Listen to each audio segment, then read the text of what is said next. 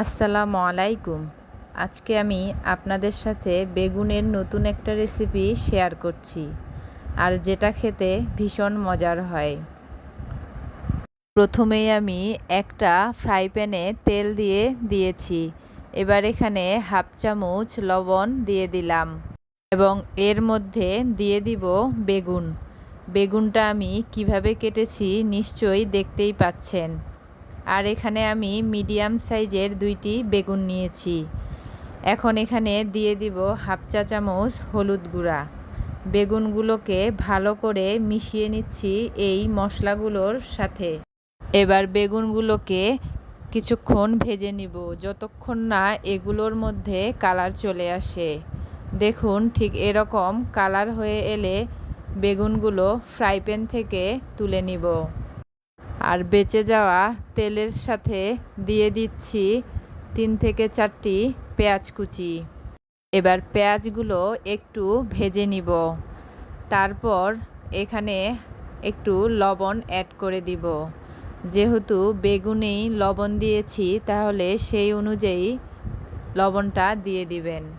পেঁয়াজগুলো হালকা লালচে হয়ে এলে এখানে 3-4টি মরিচ কুচি দিয়ে দিলাম। দিয়ে দিব হাফ চা চামচ করে আদা রসুন বাটা। এবারে এগুলোকে নেড়ে চেড়ে নিব। মশলাটা যাতে পুড়ে না যায় সেজন্য হালকা একটু পানি অ্যাড করে দিব। এবারে একটু নেড়ে চেড়ে হাফ চা চামচ হলুদ গুঁড়ো অ্যাড করে দিলাম।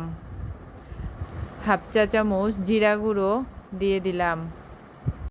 একটু নেড়েচেড়ে এর সাথে আরও হাফ চা চামচ মরিচের গুঁড়ো অ্যাড করে দিলাম। এবারে সবগুলো মশলাকে কিছুক্ষণ কষাতে থাকব। কষানোর সময় একটু পানি অ্যাড করে কষাবো। কষানো মশলার সাথে আমি সবশেষে 2টি টমেটো কুচি অ্যাড করে দিব।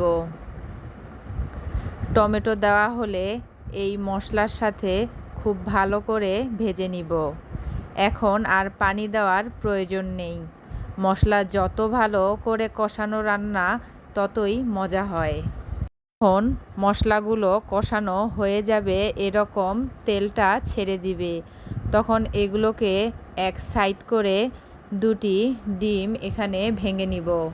ডিমগুলো দেওয়ার সময় চুলার আঁচ মিডিয়াম থেকে লোতে রাখবো। ডিমগুলো সাইড করে ভেজে নিয়ে এখানে একটু লবণ আর তেল দিয়ে ডিমগুলোকে স্ক্রাম্বল করে নিব। ডিমগুলো নেড়ে চেড়ে বড় সাইজের স্ক্রাম্বল করে নিলাম এবং মশলাগুলোর সাথে মিক্সড করে দিয়ে দিলাম। ডিমের সাথে মশলাগুলো ভালোভাবে মিক্সড হয়ে গেলে ভেজে রাখা বেগুনগুলো তাতে ঢেলে দিলাম। এগুলো দিয়ে ভালো করে নেড়ে চেড়ে মিশিয়ে নিতে হবে। এবার অল্প আঁচে কিছুক্ষণ এগুলোকে রান্না করব। এবারে দিয়ে দিব আরও কিছু মরিচ কুচি এবং দিয়ে দিব আরেকটি মশলা, গরম মশলা গুঁড়ো। মশলাটা দেওয়া হলে আর একটু নেড়ে চেড়ে তরকারিটা নামিয়ে নেব। আমাদের রান্নাটা কমপ্লিট হয়ে গেছে। আর এটা দেখতে যতটা সুন্দর হয়েছে, খেতেও দারুণ মজা। গরম ভাতের সাথে এই রেসিপিটা খেয়ে দেখবেন, অনেক মজা লাগবে। আমার রেসিপিটা ভালো লাগলে অবশ্যই সাবস্ক্রাইব করবেন। যারা ফেসবুক থেকে দেখতেছেন ফলো দিয়ে পাশেই থাকবেন। আল্লাহ হাফেজ।